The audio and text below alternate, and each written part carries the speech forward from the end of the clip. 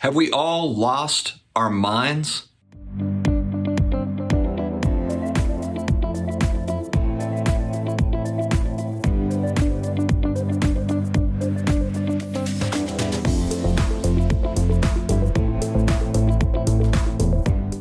Hello, sports card collectors, investors, all of my collectibles friends out there in the universe. How is everybody doing today? It's Saturday morning. I just rolled out of bed. Actually, I didn't just roll out of bed. I woke up a couple of hours ago and I was just kind of staring at the ceiling, couldn't get back to sleep, and I was thinking about a variety of different things. But one thing that was on my mind is PSA grading and kind of the hoopla around PSA grading and why everybody is so wild about having PSA grades. Before I get into this though, first, actually, shout out to my buddy Jeremy Lee at Sportcards Live. When we were at the National, he gave me one of his t-shirts. I've got it on. Actually, this is the first time I've worn it, and it's actually really good quality t-shirt. So thanks very much, Jeremy. I appreciate it. I love your show, your YouTube channel. So definitely check him out at Sportscards Live. Guys, if you are new here, hit the subscribe button, the notification button, the like button, all the things to build this channel. We just crossed over 12,000 subscribers, having an absolute blast talking about sports cards, all sorts of different collectible stuff, and then wrapping kind of a personal finance bow around all those things, just throwing like different aspects of finance into it that I think are kind of fun that we can tie in. So thank you very much for joining me here again today, and let's get into this discussion. PSA grading. Now, obviously, PSA has kind of taken that number one spot as far as popularity goes. They have a multi-million card backlog. They've got money flowing in with Nat Turner and his group buying Collectors Universe, taking it over and looking to build out the company. So as far as resources, employees, PSA is really in big growth mode, and they are the top company right now when it comes to grading services as far as popularity goes and size of the company and backlog. What I want to talk about today, though, is the grading piece.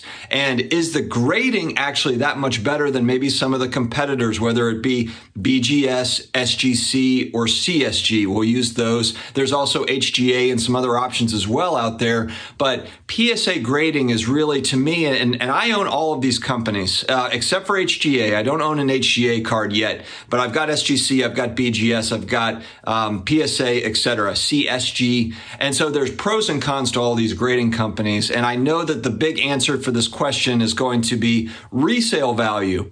Resale value for PSA slabs is higher today than it is for many of the BGS or SGC slabbed cards. Depends on the card, depends on the set, etc. But for the most part, a PSA slab resales better than those other companies. And so, but my question is has it always been like that, and will it stay that way? Some people, and look, I know there's a lot of PSA folks that are just, that's their company and that's who they're going with, and they will say, yes, absolutely, PSA will be number one forever. I am a little bit more of a critic on this front, just because I think that in the business world, not that companies just come and go all the time. I think that PSA is very well established, but for me, I think I would be kind of short-sighted to think that, okay, I think that PSA is just going to kind of rule forever, because that's why we have competition. And while today, maybe it doesn't seem that an SGC or a BGS or a CSG could overtake PSA, they don't necessarily even have to overtake them if they can just eat up market share. The one piece that sticks out to me when I'm buying an SGC card, a PSA card, a BGS card is for me, don't feel that the grades are lesser than from those other companies than PSA.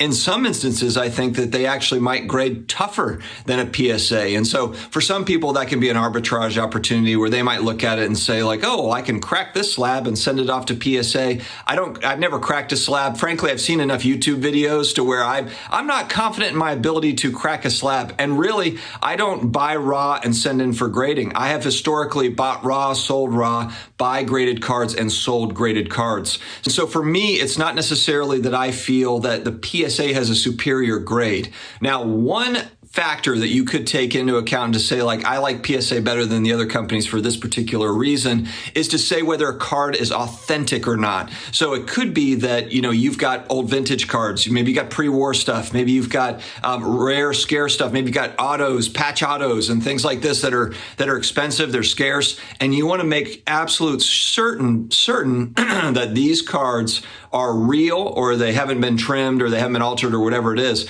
Now, can the grading company say with 100% certainty that 100% of the cards that they've looked at are authentic? No, there's going to be there's going to be errors. There's going to be cases where they miss something, and that's actually perfectly normal. I mean, it would be impossible really for them to make sure that everything is above board, but they at least have years and years of experience looking at these cards, looking at various sets, etc., to be able to make a call on it, and that's what gives the market confidence that this card is authentic. Are they going to be right all the time? No, but if that is the reason why you're choosing a PSA over an SGC or a BGS, then I can see that as being a valid reason if that is something that is important to you and you just have that confidence in PSA than maybe the other companies. It could also be flipped to where maybe you're like, you know what, I want SGC to say, to authenticate my cards, to say these cards are authentic, or BGS, I like them better. So this is something that can vary depending on tastes, depending on consumer confidence in each company.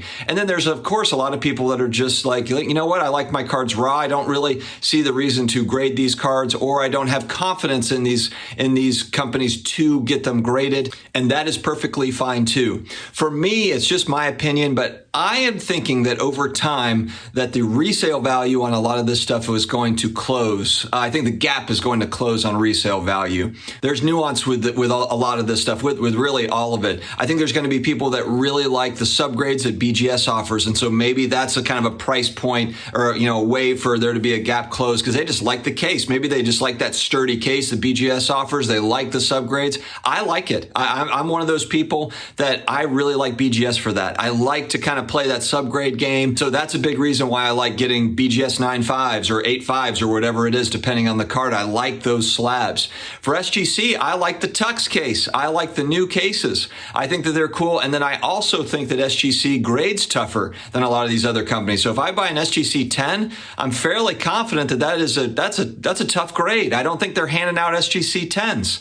And then for PSA, I like that they have a good history, that they've got a long history, that they do have, consumer confidence in their brand. While they don't have the subgrades, I'm okay with the 9 and the 10. I'm okay with that because at least there's a lot of variance in 9 and 10, but I think there's a lot of value in the 9s, whereas maybe the 10s might be overpriced in certain instances. And then I also like 10s for certain cards in PSA. So it really just kind of depends. But I will say though, as far as the grading is concerned, I am not sold on, PSA grading being so much better than the other companies. I'm just not. Maybe that's just me, and maybe I'm just a guy that likes variety. I mean, I collect a lot of different things, and I kind of appreciate different parts of different companies. So guys, let this be open discussion time. Let me know your thoughts here in the comments. And are you a PSA only guy or gal? Are you a variety of it? I did a poll on Twitter and then also on YouTube, and I could see that there are a lot of PSA only people, but there's also a lot of variety there too, where people just like different things. I think it also depends too, are you investor, collector, are you a hybrid? There's probably certain cards too where you're like, I'm looking to resell this in 3 months, 6 months, less than a year, so I really want that PSA resale. I'm more concerned about that right now. Whereas if it's a card that you're going to hold on to for a long period of time, then you're like, I'm okay with it being a different brand. But anyway, let me know your thoughts. This is open discussion time like usual, and I like learning from you all. So let me know, guys. Have an amazing Saturday. Let's have just a weekend to remember. Have an awesome day. Stay healthy. Stay awesome. And I will talk to you again later.